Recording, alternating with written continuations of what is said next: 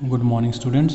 मैं Shailesh Kumar Yadav sunshine senior secondary school Jakhania से, और मैं स्टूडेंट्स आपके सामने हूँ क्लास 11th का फिजिकल एजुकेशन में फर्स्ट चैप्टर का डिवीज़न में। और जो आज हम लेक्चर डिस्कस करेंगे वो है हमारा खेलो इंडिया प्रोग्राम। तो इससे पहले आपने लास्ट लेक्चर में पढ़ा था soft skills required for the career in physical education. मतलब हमको फिजिकल एजुकेशन में अगर कैरियर बनाना है तो हमारे अंदर कैसे कैसे सॉफ्ट स्किल्स होने चाहिए, उसको हमने कल डिस्कस किया। तो आइए आज डिस्कस करते हैं खेलो इंडिया प्रोग्राम। ठीक, देखिए आपका ये प्रोग्राम आपका बेसिकली देखिए आप इसमें पहले एक स्टार्ट किस लिए गया ये देखिए। The importance of the sports and fitness is in one life is invaluable.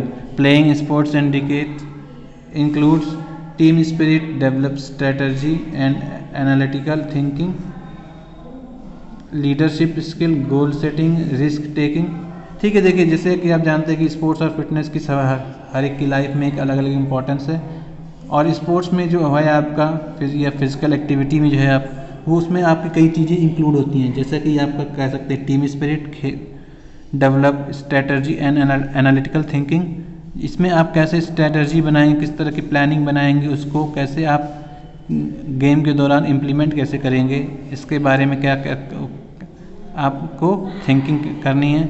अगला है आपका लीडरशिप स्किल, यानी आपको जैसे टीम कैप्टन है तो आपको पूरी टीम के लीडर हैं तो उसको आप टीम को अपने किस तरह आप कह सकते हैं गाइड करेंगे कि आपको जो टीम का परफॉर्मेंस अच्छा हो जाए। Goal setting and risk taking. Goal setting का मतलब इसमें हम क्या करेंगे, जब भी हम स्ट्रेटजी बनाएंगे किसी चीज़ की आप कह सकते हैं योजना बनाएंगे तो उसके लिए हम एक कोई सकते हैं गोल निश्चित कर देते हैं। मतलब कुछ आप कह सकते हैं कि हमको ये चीज़ आज करनी है। मतलब आप कह सकते हैं आप एक गोल का मतलब आप कह सकते हैं आपका हमको ये अपनी योजना को पूरा करने के लिए आपने एक समझ लीजिए लक्ष्य निश्चित कर देते हैं तो उसी को गोल सेटिंग कहते हैं।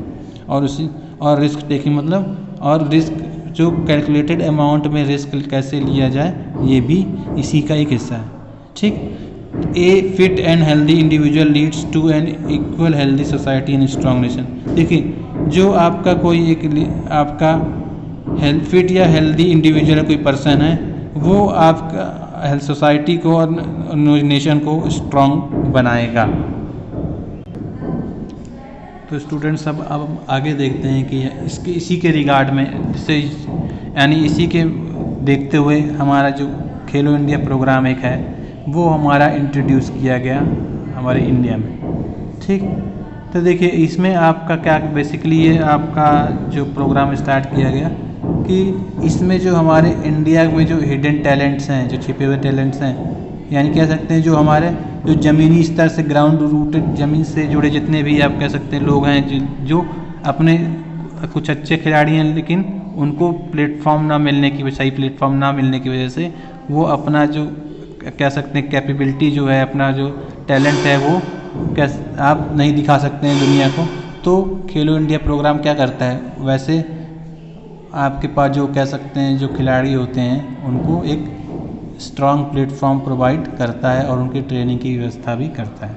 देखिए क्या कह रहा है, the Khelo India program has been introduce to receive the sports culture in India. यानी जो आपके इंडिया में स्पोर्ट्स कल्चर है उसको फिर से प्राप्त करना है। यानी जैसे कई लोग हैं इंडिया में कैसे हैं the India at the grass root level by building a strong framework. अगर देखिए अगर हम किसी चीज़ की शुरुआत अगर ज़मीनी स्तर से करें, अगर उसका अगर बेस मजबूत बनाए, फ्रेमवर्क उसका मजबूत हो, ठीक, जितने भी स्पोर्ट्स हमारे कंट्री में खेले जाते हैं उन सभी का, तो हमारी जो कंट्री है उसको हम एक स्पोर्ट्स नेशन के नाम पे भी जान सकते हैं, ग्रेट स्पोर्टिंग नेशन के नाम पे भी जान सकते हैं कि भाई हमारा देश भी एक खिलाड़ियों का देश है। ठीक, इसलिए यह प्रोग्राम स्टार्ट किया गया। ठीक, देखिए इसमें क्या होता है, talented players identified in priority sports discipline at various levels by high powered committee. देखिए इसमें क्या होता है, कुछ टैलेंटेड प्लेयर्स जो होते हैं आइडेंटिफाई होते हैं, मतलब उनको चिन्हित किया जाता है, पहचाना जाता है। ठीक, किस आधार पे, उनके स्पोर्ट्स डिसिप्लिन आधार, मतलब वो कौन कौन सा स्पोर्ट्स डिसिप्लिन के कह सकते हैं खिलाड़ी हैं, उसके आधार पे चुना जाता है कई स्टेजेस में। और वो किसके द्वारा होता है, एक हाई पावर कमेटी के द्वारा होता है। ठीक, ये वो एक हाई पावर कमेटी के द्वारा होता है। विल बी जो वो आपके प्लेयर सेलेक्ट हो जाते हैं, they will provide annual financial assistance, यानी जितने भी प्लेयर सेलेक्टेड प्लेयर्स होते हैं उन सभी को फाइनेंशियल असिस्टेंस दिया जाता है, मतलब उनको वित्तीय मदद दी जाती है, पैसे से मदद की जाती है। 5 लाख रुपीज़ मतलब 5 लाख रुपए उनको दिया जाता है पर एनम फॉर 8 ईयर्स, यानी जितने भी सिलेक्टेड प्लेयर्स होते हैं इस कमेटी के द्वारा आपके 8 सालों तक 5 लाख, यानी हर साल वो 5 लाख रुपए पाएंगे अपने इसको कह सकते हैं अपने स्पोर्ट्स डिसिप्लिन से जुड़े जितने भी आपको रिलेटेड जो वर्क हैं उसके लिए। ठीक, अब देखिए बात करते हैं first Khelo India school programme के बारे में। देखिए ये आपको पूछा जाता है the first Khelo India school programme which are a part of Khelo India programme were held on 31 January to 8 February 2018 in Delhi. ठीक, देखिए first Khelo India school games आपके कब स्टार्ट हुए? वो आपका स्टार्ट हुआ 31 जनवरी को समझिए, और आपका वो 8 फरवरी तक चला। और आपका ये पहला खेलो इंडिया प्रोग्राम कब हुआ था? आपका 2018 में दिल्ली में फर्स्ट आपका खेलो इंडिया प्रोग्राम हुआ था।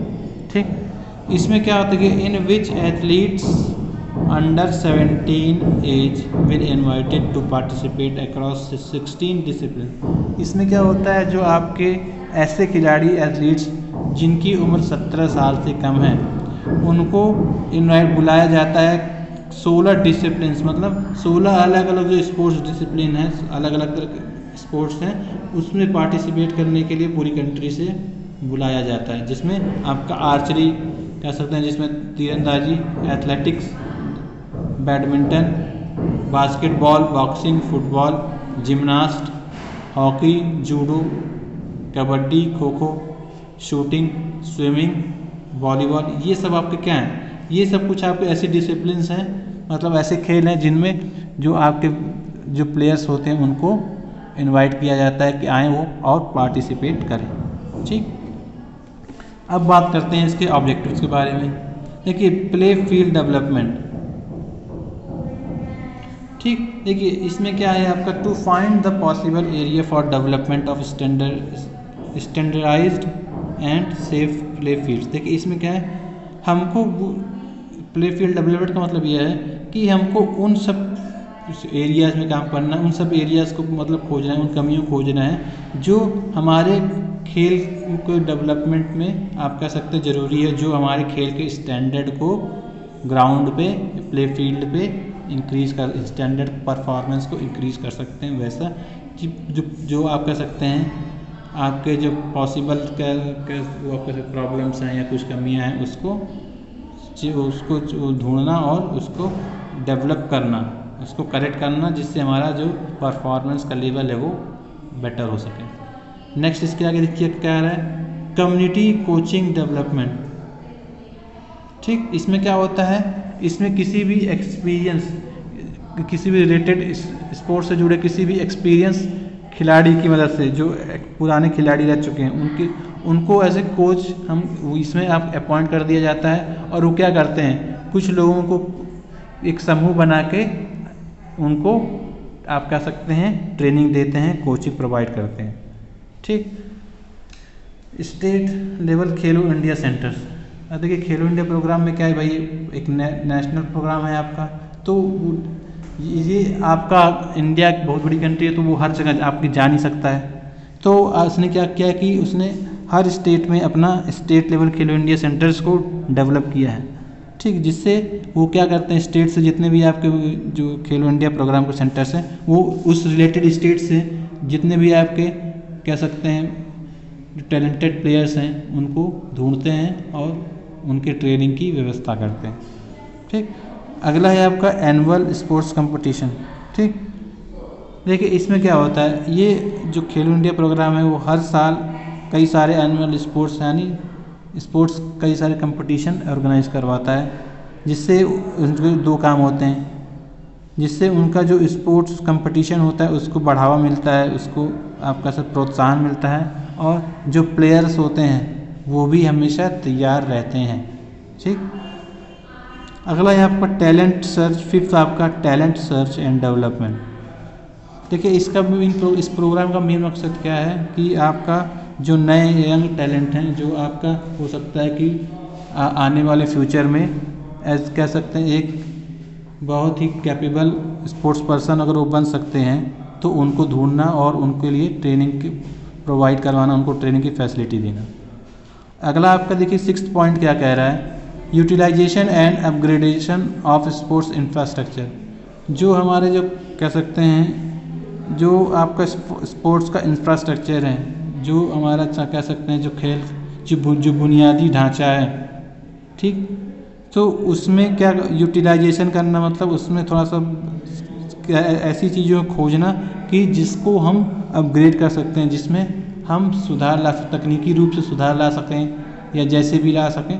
तो वो क्या होता है, वो आपका स्पोर्ट्स इंफ्रास्ट्रक्चर में जो भी हम अपग्रेडेशन करेंगे जिससे हमारा क्या हो, हमारा समय बचे, हमारा जो परफॉर्मेंस और अच्छा हो, या कह सकते हैं आपका जो खेल का स्टैंडर्ड वो ऊंचा हो, ठीक। तो ये था आपका 6th point, utilization and upgradation of sports infrastructure, ठीक। इसके आगे स्टूडेंट्स नेक्स्ट है आपका देखिए बात करते हैं, वो है आपका 7th point, support national state region sports academy. देखिए आपके कई सारे आपके प्रदेश में कई स्टेट्स में कई सारी ऐसी है ना कि नेशनल स्पोर्ट्स एकेडमी है, स्टेट स्पोर्ट्स एकेडमी है, ठीक। ये प्रोग्राम क्या करता है, ये प्रोग्राम उनको सपोर्ट करता है कि वो ज़्यादा से ज़्यादा प्लेयरों को सेलेक्ट करें, उनको ट्रेन करें, ताकि वो आगे चल के इंडिया को कह सकते हैं बड़े लेवल पे रिप्रेजेंट कर सकें। देखिए to provide financial technical and development support. देखिए इसका मेन काम ये भी है कि जितने भी आपकी नेशनल या कह सकते हैं स्टेट रीजनल स्पोर्ट्स एकेडमी हैं, तो उनको कुछ आप टेक्निकल मदद हो वो प्रदान करना, कुछ फाइनेंशियल मदद दे सकें, ठीक, ताकि जो आपके जो नेशनल या स्पोर्ट्स जो एकेडमीज़ हैं वो स्पोर्ट्स को अपने प्रमोट कर सकें और खिलाड़ियों के कह सकते हैं आप उनको ट्रेनिंग की प्रॉपर व्यवस्था दे सकें। अगला है आपका देखिए क्या रहा है, physical fitness of school children. अब देखिए ये प्रोग्राम जनरली किसके लिए है, स्कूल चिल्ड्रंस के लिए। भाई अब अंडर 17 जब बात हो रही है कि भाई 17 साल से कम लोग के बच्चे इसमें आ सकते हैं, तो आपको सीधे पता चल रहा है कि ये प्रोग्राम जनरली किसके लिए है, ये आपके स्कूल चिल्ड्रंस के लिए है, ताकि उनकी जो फिजिकल फिटनेस है वो सही रहे, ठीक। देखिए to provide curriculum and helping school for development of fitness. देखिए इस प्रोग्राम का मतलब क्या है, ठीक, इनको उसका मतलब ये है कि वो एक उसको आपको जो पाठ्यक्रम के रूप में आप स्कूल में इसको इम्प्लीमेंट कर सके, और जो स्कूल में जो भी आपके बच्चे हैं उनके फिजिकल फिटनेस का डेवलपमेंट हो सके। अगला है आपका स्पोर्ट्स फॉर वुमेन। देखिए आपका 9th पॉइंट क्या है, स्पोर्ट्स फॉर वुमेन।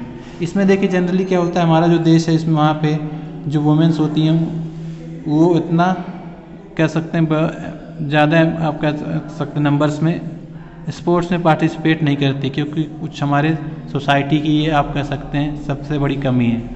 तो इस प्रोग्राम का मेन मकसद यह है कि जो स्पोर्ट्स प्रोग्राम जो कह सकते हैं जो वुमेन्स के लिए स्पोर्ट्स प्रोग्राम होते हैं उनको भी प्रमोट करना है, और जो वुमेन स्पोर्ट्स को इनकरेज करना है, ठीक, ताकि जो वुमेन्स हैं बड़ी संख्या में स्पोर्ट्स में हिस्सा ले सकें।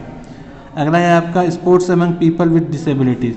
देखिए इसका मेन काम यही नहीं कि भाई जो भाई फिजिकली रूप से फिट है, बॉडी जिसकी कम्प्लीटली फिट है, उसी के लिए केवल स्पोर्ट्स एक्टिविटी है, या जो कह सकते हैं आप स्पोर्ट्स प्रमोशन के करना, बल्कि जो फिजिकली रूप से डिसेबल्ड स्पोर्ट्स पर्सन भी हैं उनके लिए भी जो कह सकते हैं आप जो स्पोर्ट्स है, जो उनसे रिलेटेड स्पोर्ट्स है, उनका भी प्रमोशन ज़रूरी होता है, ठीक। अगला है आपका स्पोर्ट्स फॉर पीस। देखिए ये आपका देखिए स्पोर्ट्स का देखिए टूर्नामेंट जो होता है ये जनरली आपका किस लिए होता है, एक जब इसमें आपका जनरली एक ही स्टेज पे जब कई से डिफरेंट लोग जगह से लोग आते हैं, ठीक, तो उससे आपस में बीच में जो भाईचारा है, कह सकते हैं फ्रेंड, क्या कहते हैं स्पोर्ट्समैन स्पिरिट है, आप कह सकते हैं जो ऑनेस्टी है, फेयर प्ले है, ये सब क्या है, टीम स्पिरिट है। तो ये सब क्या है, आपका जो सोशल स्किल है वो डेवलपमेंट करने में मदद करती है। अगला आपका देखिए क्या कह रहा है, promoting rural and indigenous tribal games. देखिए इसका मेन काम ये भी है कुछ ऐसे गेम्स जो हमारे केवल कह सकते हैं आप कि जो सिर्फ ग्रामीण क्षेत्रों में या कुछ जनजातीय क्षेत्रों में खेले जाते हैं, उनका प्रमोशन भी करना इनका काम है। जैसा कि आप जानते हैं कबड्डी है या कुश्ती जो है हमारी, ये हमारा कह सकते हैं आपका रूरल गेम था, ठीक। तो उसका क्या हुआ, इसको हमने प्रमोट किया, तो अब हम देख सकते हैं कि जो इंडिया है इसको इन सब गेमों में इंडिया को अब नेशनल लेवल पे रिप्रेजेंट करता है। तो स्टूडेंट्स, आपने आज देखा कि खेलो इंडिया प्रोग्राम क्या होता है और उसके कुछ ऑब्जेक्टिव्स क्या क्या हैं, उसके काम क्या क्या हैं, तो वो हमने आज पढ़ा। तो स्टूडेंट्स, आज ये आपका फर्स्ट चैप्टर ख़त्म होता है। तो जब भी आपको नेक्स्ट लेक्चर मिलेंगे तो आपको हम सेकंड चैप्टर का रिवीजन स्टार्ट करेंगे। तब तक के लिए thank you, have a nice day.